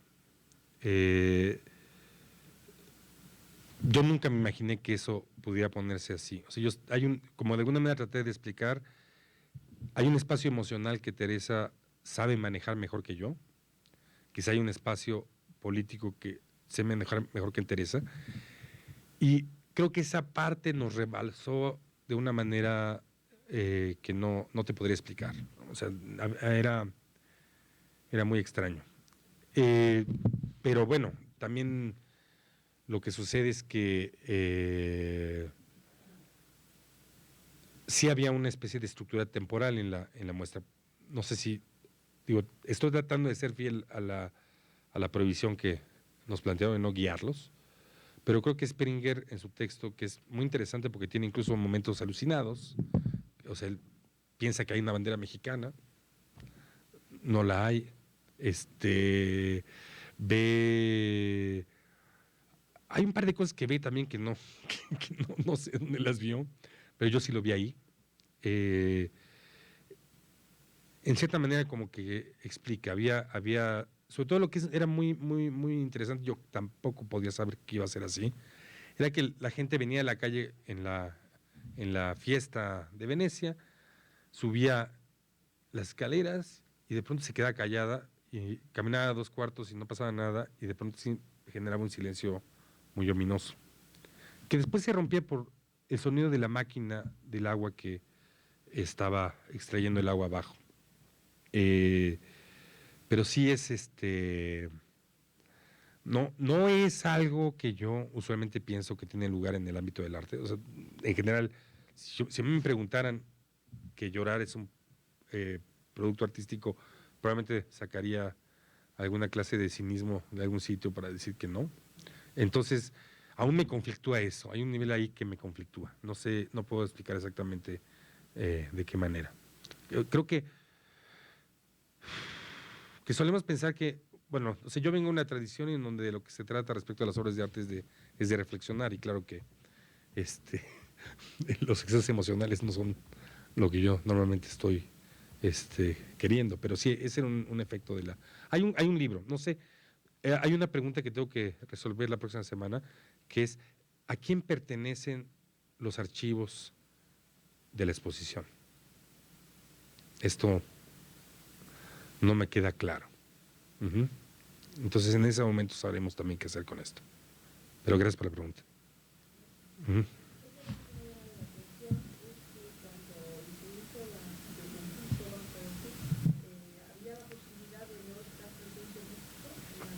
No para ese momento. Lo que pasa es que, más bien yo para septiembre de 2008 daba por sentado que no iba a haber, no iba a haber intervención. Y quiero decirles que eso es tardísimo, porque para ese entonces ya todos los demás pabellones estaban prácticamente produciendo catálogos. Uh-huh. Sí, no es la fecha apropiada para empezar. De hecho, la renta del espacio se efectuó contractualmente 15 días antes de abrir. Ahí hay una serie de detalles que no son del todo un producto de la falta de planeación. En ese caso tengo que ser muy abierto. Tienen que ver con el hecho de que la decisión del ingreso a la tarea de hacer pabellones en Venecia en 2007 no fue un acto planeado. Algún día habrá que discutir en qué medida una de los rasgos de la administración de Sari Bermúdez fue que firmó algunos papeles sin darse cuenta de qué significaban, sin tener idea de qué significaban. Uh-huh. ¿De qué? ¿Alguna otra pregunta? Sí. Bueno, esa es una pregunta más emocional. ¿Qué se sentía en el avión con la manilla adelante? Mira, como hice como 6 veces, ya no sé en cuál de los viajes, entonces, pues primero miedo porque no sabía si te iban a parar. La primera vez hice una táctica que fue, como estaba el problema de la influenza, y me habían dado una formita para llenar, en cuanto recogí las maletas, caminé directo a los policías a preguntarles que dónde debía dejar la forma. Ajá, y entonces los policías, no me entendía, les mostraba la forma, me dijeron, no, es que aquí hay la enfermería, y él me quejaba de que no había enfermería, entonces ellos me condujeron, y entonces, o sea, hice una operación así como para pasar. En otros momentos pasé sin nada, tengo amigos que pasaron, ninguna de los traslados tuvo ninguna interferencia. Yo no estoy seguro que ese traslado sea ilegal. ¿Sí me explico? O sea, Hay un artículo muy desagradable de una cierta pseudocrítica con una cierta incapacidad emocional que intentó hacer todo un listado de los artículos del código que, según ella, habíamos violado si no hemos mentido totalmente. Yo la verdad es que tuve 2 minutos la tentación de contestar y luego decidí que yo no hablo con soplones. O sea que la confusión entre crítica de arte y denuncia judicial es algo que yo no voy a promover y por tanto estoy muy tranquilo de decir que con alguien que piensa que hacer crítica de arte es sacar el código, francamente yo no tengo nada que hablar. Pero cabalmente el asunto es, ¿habrá alguna legislación en torno a el traslado de sangre como suciedad? O sea, está claro que hay una prohibición acerca del traslado de sangre como material biológico, pero ¿cuál es la diferencia aparte de cantidad entre estas telas y unas sábanas manchadas? Unas sábanas sucias. Creo que era un poquito más complicado el traslado de las joyas, porque son joyas de oro que había que... Bueno, yo decidí poner una en la chamarra, luego pensé que me la iba a colgar y al final decidí que mejor no hacía nada de eso, pero pasaron, o sea, no sé, tengo hay una de las gentes que nos ayudó que acabó detenida por la sospecha de influenza y nadie abrió sus maletas. Hay algo como, no te puedo explicar exactamente, como que tengo que admitir que hay un cierto nivel en donde las cosas que estaban preocupándonos no estaban ahí. O sea, también teníamos de más, o sea, habíamos calculado una cierta posibilidad de que hubiera algunas capturadas y al final llegaron demasiadas y entonces el problema luego fue estar sacando. Hay una historia medio peculiar en eso. No es tan... quizá habría que decir que es interesante desde el punto de vista de que la estructura de protección aeroportuaria a lo mejor no está tan bien hecha como uno imaginaba, porque, por ejemplo, yo creo que es mucho más interesante que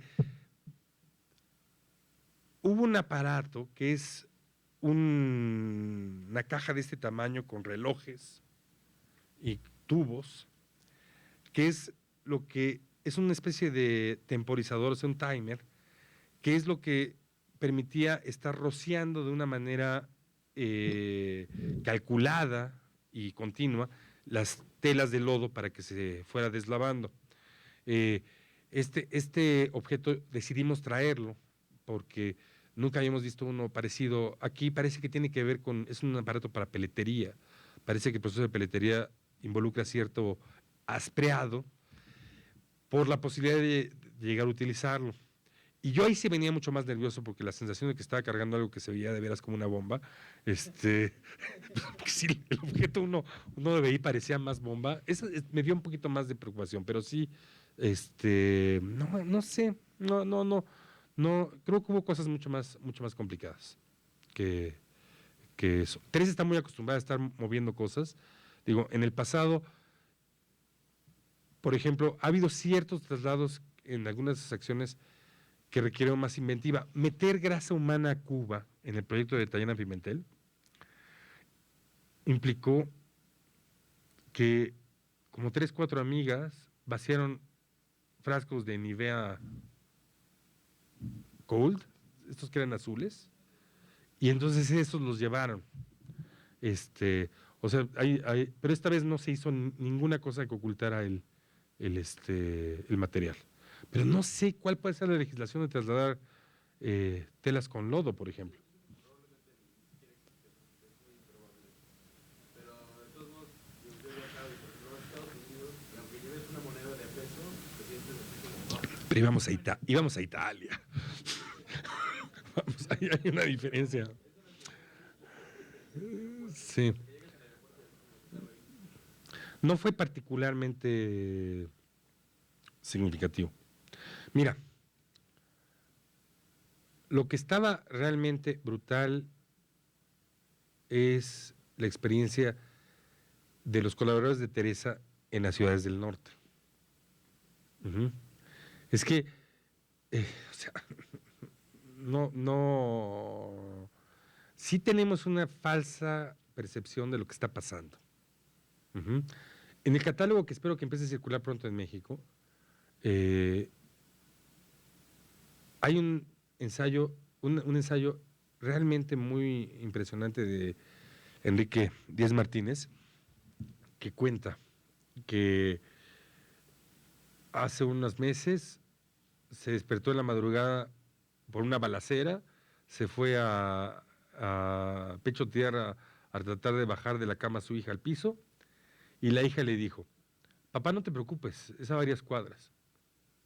Y Díez Martínez dice: esta es la educación que tiene mi hija. Es capaz de reconocer cuando una balacera ocurre en las inmediaciones y cuando ocurre a 1 o 2 cuadras. Uh-huh.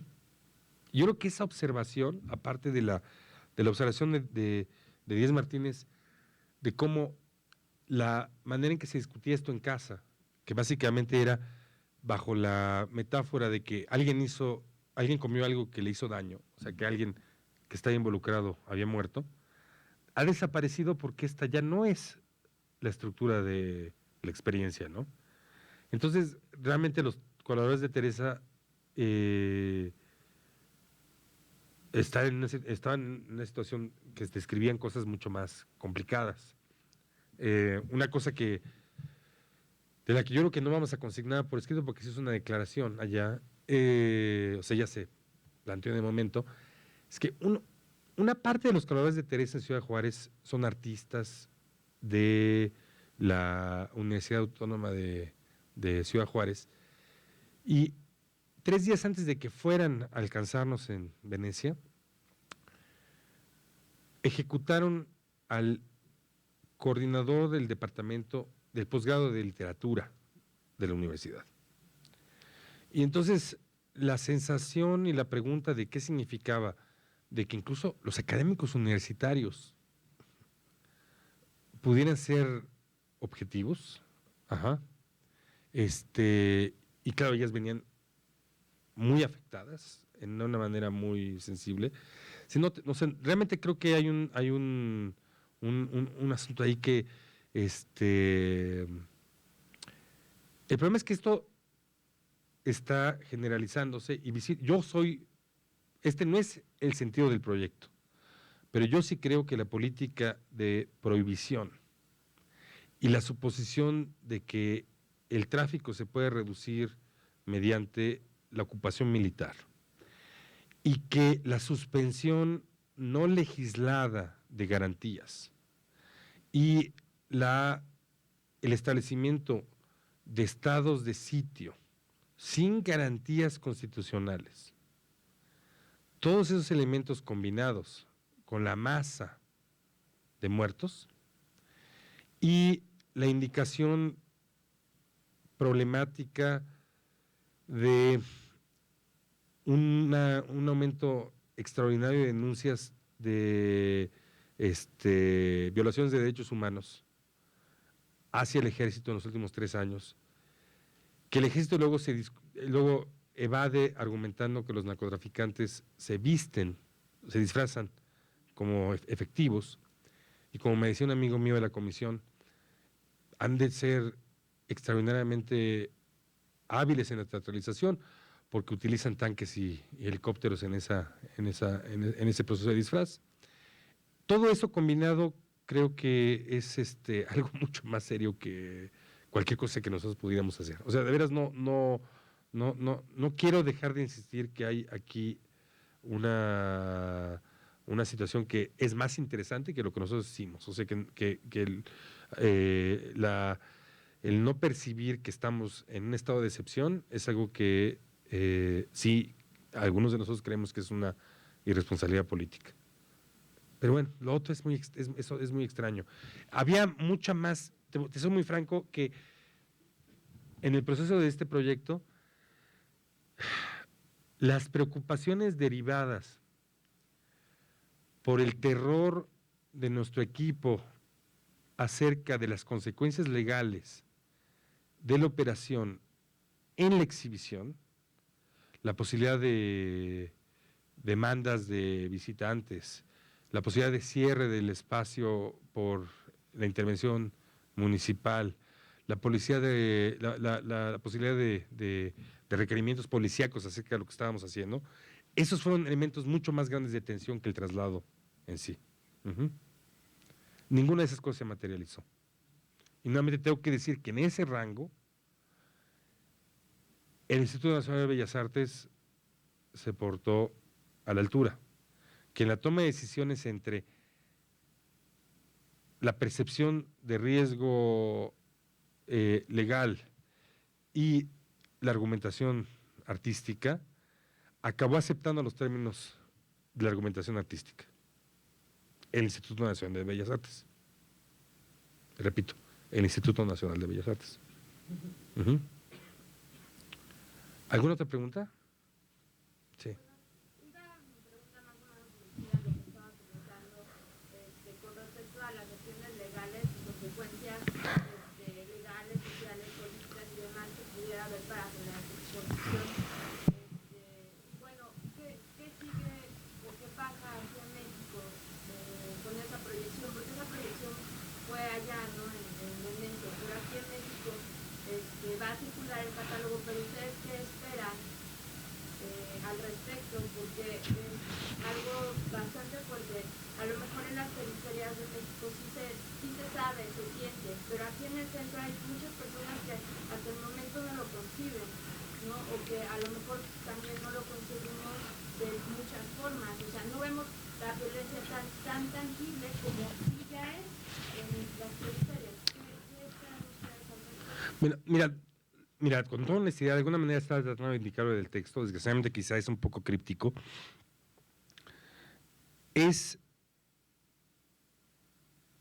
Esta no es una operación que necesariamente implique producir un efecto de conciencia, tal cual.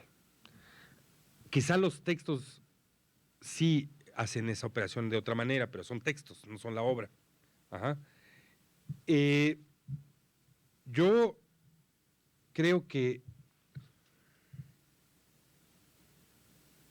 hay que percibir que hay una verdadera agitación cultural y artística en torno a esta situación. La literatura de los últimos años, yo me atrevería a decir, habiendo leído Almer Mendoza, lo mejor de la literatura de estos últimos años está partiendo de aquí. Hay algunas producciones fílmicas que van a ir también a tratar de abarcar este lado. O sea, hay una cierta relación en donde sería una canallada decir que esta producción operó sola. Yo quiero insistir que es que es muy, muy difícil tratar de transmitir esta sensación, que es que el lugar políticamente más tenso de este trabajo, más allá de sus implicaciones sensibles para quienes puedan tener alguna percepción de lo que implica, está en el ámbito que es el de estatizar contra el gobierno el problema de la representación nacional. O sea, generar alguna diferenciación entre cómo ese espacio es un espacio que requiere no estar dictado desde la presidencia. El otro ámbito, creo que hay preguntas significativas que hacer que yo mismo no quiero resolver porque no quiero cancelar, porque no quiero determinar, porque quiero ser fiel un poco al argumento de Arendt de que una acción verdadera opera sobre lo no pronosticable. Hay preguntas que plantean en términos de cuál puede ser el rango de eficacia de los momentos ceremoniales y sensibles del trabajo de Teresa Margolles. Yo ahí sí, o sea, no es que, ¿cómo les explico? Yo salí de este proyecto aún más convencido de que Teresa Margolles es un caso extremo del dilema ético y sensible de hoy, y que una pregunta que yo no podía haber abarcado y que no sé cómo abarcar y que me desborda un poco es ¿cuál es el trabajo de duelo que puede haber al hacer este tipo de actos? Y no sé qué responder en esa dirección. Respecto a la formación de una opinión pública, que creo que es la pregunta que tú estás seguramente planteando, yo tengo la sensación de que esta opera de una manera mucho más compleja que la que puede atribuirse un acto. O sea, que para decirlo de una manera sencilla, o sea, ya ninguno de nosotros puede creer en la posición de Solá haciendo el yo acuso, en el caso Dreyfus. Es decir, ya no, creo que podemos pensar en el campo de la cultura donde un acto singular efectúa el registro de una opinión, ¿sí? Lo que existe es una batalla en un campo constante de hegemonía acerca de cuáles son las consecuencias de aquella opinión y los actos que se derivan de él. Y en ese, por supuesto, que yo creo que nosotros participamos. Pero en esa dimensión, el problema de tener alguna cultura crítica es un problema de todos los días. ¿Sí me explico? O sea, nunca se gana ese juego. Solamente puede haber algunas territorializaciones y algunas recuperaciones, algunos momentos de inestabilidad y algunas alteraciones. Y de veras creo que es un problema que debemos abordar. Es decir, es importante y es interesante desde el punto de vista de las acusaciones que se le hacen al arte de no servir para nada, que algo que pueden hacer unas 10, 15 personas puede tener algún efecto. ¿Sí se dan cuenta de eso? O sea, que algo que 10, 15 personas hacen un poco en su casa, pueda llegar a tener un efecto, o a veces una gente sola frente a su computadora, es algo que es muy interesante políticamente. Pero esperar que algo tenga significación si no se articula con otras cosas es romanticismo. Hemos vacilado, considerado, reflexionado y quizá al final descartado la idea de que esta operación pudiera hacerse en México de una manera que no disminuya su significación. ¿Sí? O sea, que no disminuya el hecho de que si era una batalla por la representación nacional, creo que ese es un problema que a lo mejor no es tan interesante en el corto plazo, pero en el largo plazo ha sido muy importante, o sea, cómo se produce el imaginario de la nación. Creo que es interesante que, voy a decirlo de una manera muy básica, el número significativo de notas que en México aparecieron contra el proyecto, frente al número casi absoluto, hay una nota que yo he detectado fuera de México en contra del proyecto. Todas las demás son, o sea, estoy hablando de varios cientos favorables. Tiene un centro gravitatorio fundamental. La coincidencia fundamental es el articulista, el periodista, la supuesta crítica de arte o el comentarista político de Sarmiento a, ¿cómo se llamaba? Blanca González. Sí, hay una señora así que publica en Proceso, creo que nos dedicó cuatro artículos y nunca habló de la obra. Se centra básicamente en esta pregunta de Blanca González articuló. ¿Cómo es posible que este argumento que va en contra de la posición del Estado mexicano se produjo? ¿Sí? ¿Quién tomó la decisión de que esto fuera algo que fuera a Venecia?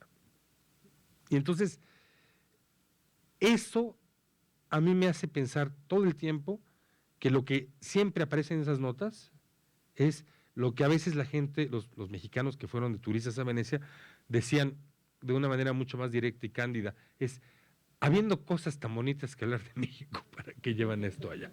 ¿Sí? O sea, hay realmente una especie de elemento consensual, que es que la política de exportación no solo tiene que ser promocional, sino que tiene que ser bien pensante y que además tiene que construir un argumento sobre lo bonito. Eso es un operador cultural que a lo mejor comparten también los policías, los narcotraficantes y el presidente. Y yo no creo que sea un asunto menor plantearnos el problema de por qué la reacción pública local, la reacción periodística local, hace tanto énfasis en ese problema. Es como no hemos podido remover ese lugar de representación. Sarmiento dice, ¿cómo es posible que en Venecia muere México cuando el presidente aquí está promoviendo México vive? Si eso no es un llamamiento a que la producción de visibilidad, ya no la llamamos artística, sea dictada desde Los Pinos, si eso no debería ser el síntoma para concluir que un columnista, antes era al menos un calumnista, se ha vuelto realmente un vocinglero de la presidencia, yo no sé de qué estamos hablando. Si aquellos que hipotéticamente son los críticos políticos liberales, lo que buscan es que haya una alineación de posiciones y que éstas sean en torno a la voz del presidente, entonces yo ya me perdí acerca de qué implica la noción de libertades. Por eso estoy tratando un poco de enfatizar, sí hay una política de representación que yo creo que nos conviene mantener como una pregunta abierta, aparte de la pregunta sobre el espacio de la violencia. ¿Qué pasa respecto a eso? No lo sé. Yo creo que una serie de preguntas que se abrieron el año pasado, te lo voy a poner de esta manera. O sea, hay un asunto decisivo el año pasado. Se realizó la Conferencia de Naciones Unidas sobre la política sobre drogas. El paradigma de la persecución que surgió de los puritanos americanos a principios del siglo,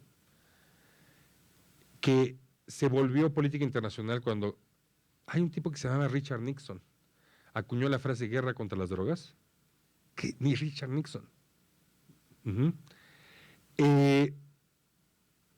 Fue seriamente atacado por una coalición de los países europeos que buscaban cambiarla por una política de reducción de daños.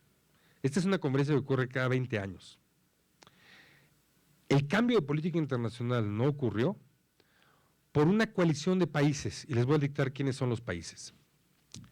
Cuba, Israel, Irán, Afganistán, Venezuela, Colombia, Arabia Saudita, los Estados Unidos y México.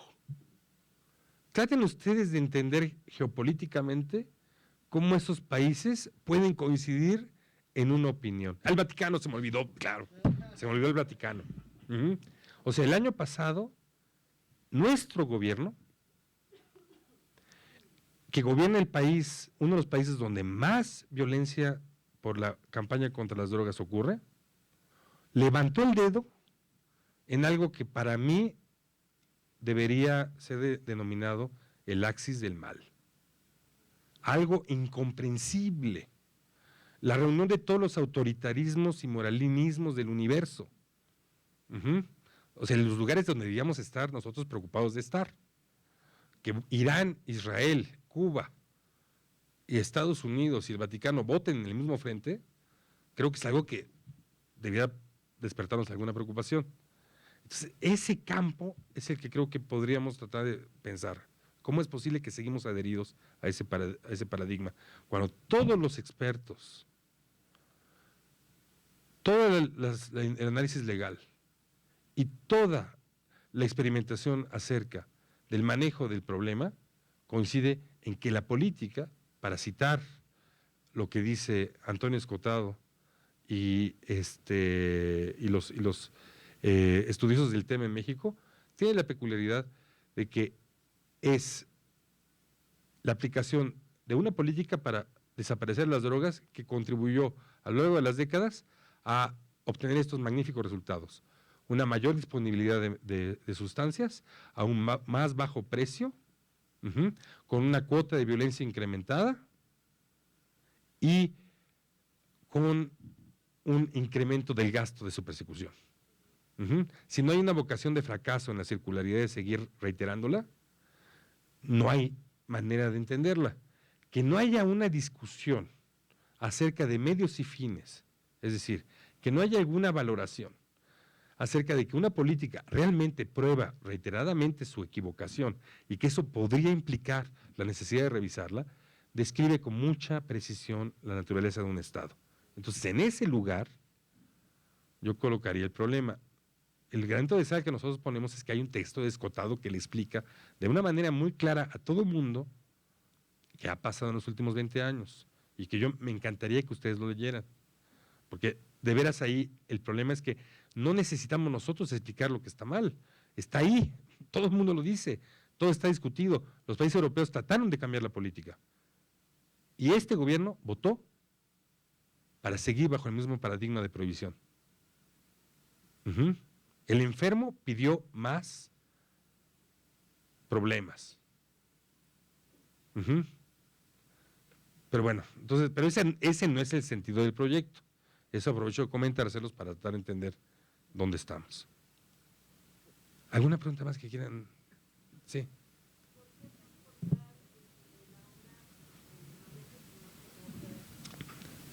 Okay, hay dos motivos. Uno, porque a menos que sea necesario, uno no cuestiona lo que el artista dice.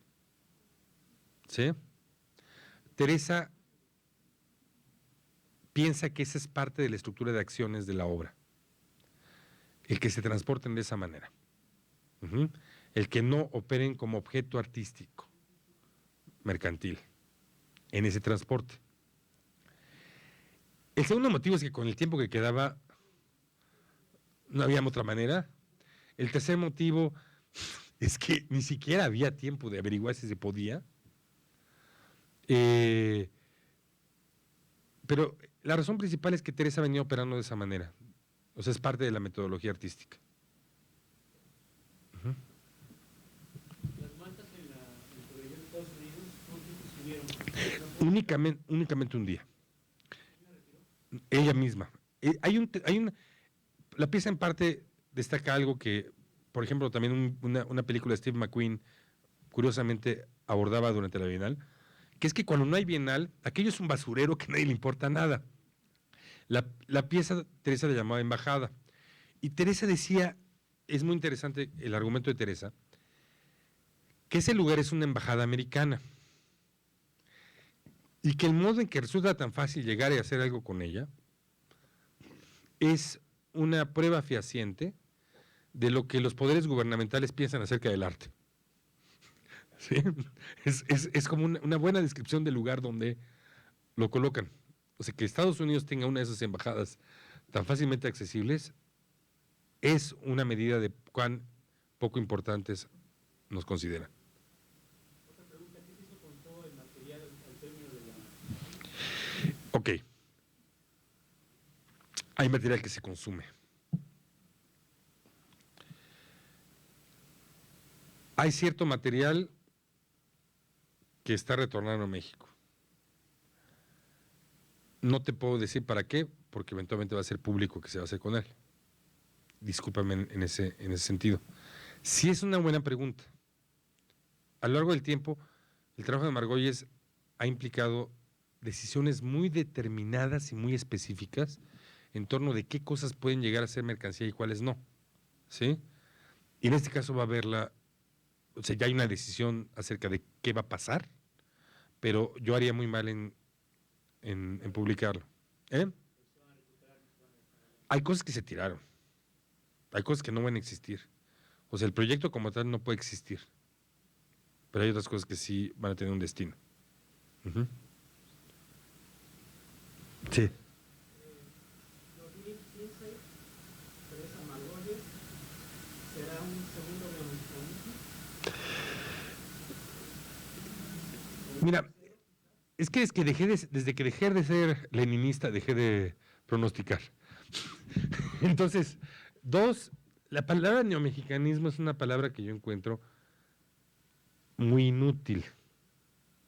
Creo que fue un mal servicio a lo que fue el proyecto de insurrección frecuentemente queer, paródica, de la estructura de representación nacional en los años 80, que se le haya asimilado mercantil y críticamente bajo los términos de una repetición de algo que en ese mismo momento estaba siendo desmontado.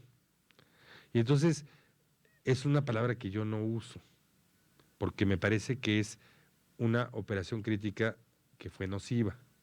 Entonces, como los dos términos me parecen difíciles de plantear, y además postura que para 2015 Teresa va a hacer algo, no tengo manera de siquiera abordar la pregunta.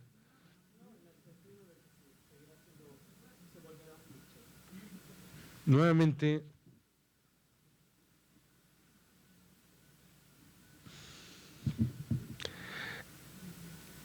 quizá una cosa que sería bueno plantearnos es, ¿para qué me preocupo de eso? ¿Sí? Yo me quiero preocupar de cuál va a ser mi pensión cuando tenga 70 años, perteneciendo a la generación de mexicanos más grande de la historia, en que la proporción de población va a ser una pirámide invertida, que va a implicar que va a ser un país del tercer mundo con una estructura de edades como Suiza. Eso me parece algo que me parece importante plantearme como una perspectiva. Lo que me estás preguntando, con toda honestidad, no es parte de mi horizonte de preocupación. No sé cómo responderla.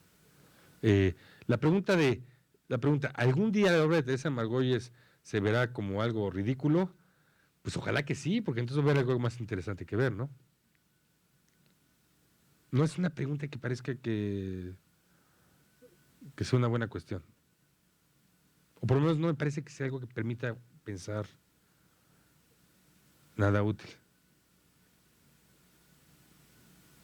¿Pero a ti te parece que es una buena pregunta? A mí me parece que sí es interesante ahora, ¿no?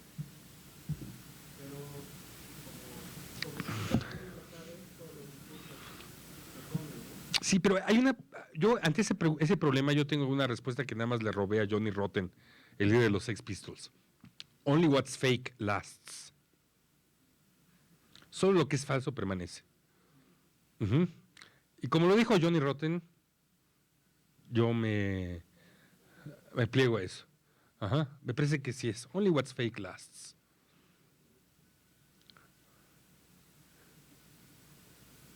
No sé, a lo mejor no llego yo a esa edad.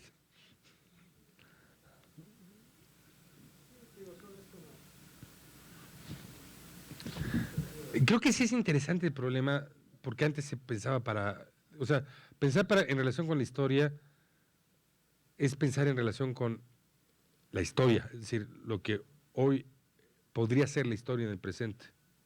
Uh-huh. Creo que ya la gente, ya espantamos a buena parte de la gente, entonces, sí. Más un comentario y esto no es muy pertinente porque llegué poco tarde, pero me parece que también, sin ser leninista, Uh-huh. Teresa ha sido militante consecuente y congruente, ¿no?